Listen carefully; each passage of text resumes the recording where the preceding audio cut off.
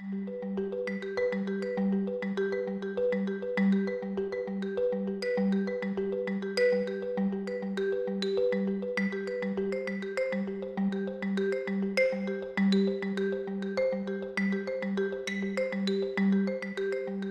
think it's a big mistake for us to pit youth development principles against learning principles. They're really partners. In many ways, they really are the same thing. I think what's important for us to be thinking about what we're trying to do is support the development of learning and success in young people. And that comes from developing the kinds of youth development skills, working in teams and groups, initiative, persistence. And we also want to then be thinking of how that applies in the classroom, because young people bring those skills with them from one place to the other. Some of the really exciting after-school programs that are going on now are really focusing on hands-on science. Those hands-on science programs, that science activities feed directly into what's happening in the classroom, but it also gives young people a chance to do some activities that build mastery, that give them engagement, that give them an opportunity to be active. It puts all of the learning principles together. We can say the same thing happens with writing. The writing in plays, the development of filmmaking, documentary filmmaking. Those activities are youth development. They're also education. It's all part of the important development of young people.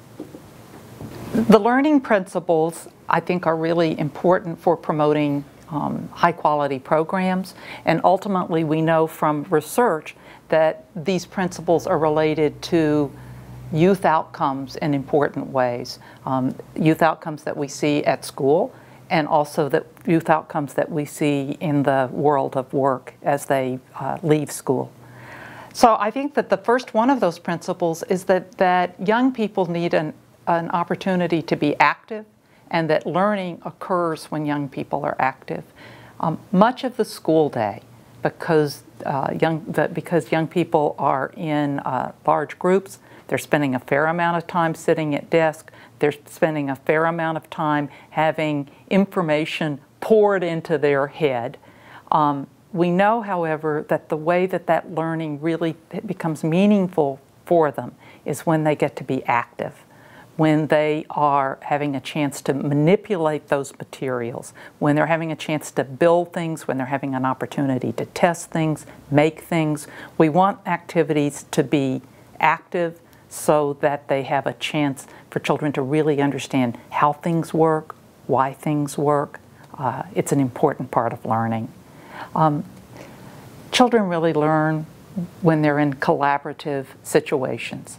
That collaboration, if you talk to business people, they'll often talk about one of the first things that they're looking for in their employees is learning to work together, because businesses have learned that a product that's part of a group effort is often a richer product, a better product than that reflecting what one person can do alone.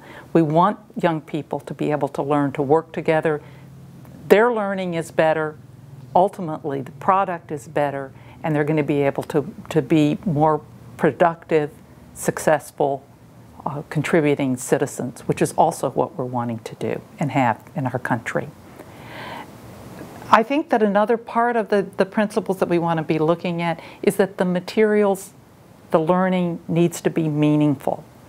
When it's meaningful, when young people are able to do activities that they know are important, that they're important for their community, that they're important for their school or for their program, that it's an area that they're passionate about, that those kinds of meaningful activities are the ones that they'll be more likely to persist at, that they'll be able to work, they're going to work harder, that they're going to stick with it, and those are the kinds of skills that we also are going to be needing. People who know how to persist, know how to stick with things, to make hard jobs easier over time because they've mastered it.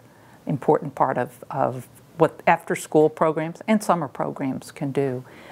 You know, programs, after-school programs, summer programs can do that in part because they have greater freedom Students are going to be there for a longer period in the day. They may be there on the summer. They're going to have, over a period of days, weeks, sometimes even months, they're going to have an opportunity to really dig in and get to some serious substance that they are not able to do sometimes in the way schools are set up, where you've got 50 minutes. And at the end of that 50 minutes, you go to the next thing, and then you come back the next day and you've lost it. After school and summer gives us a chance for our young people to engage in really meaningful ways in projects that can live on. Expanding horizons.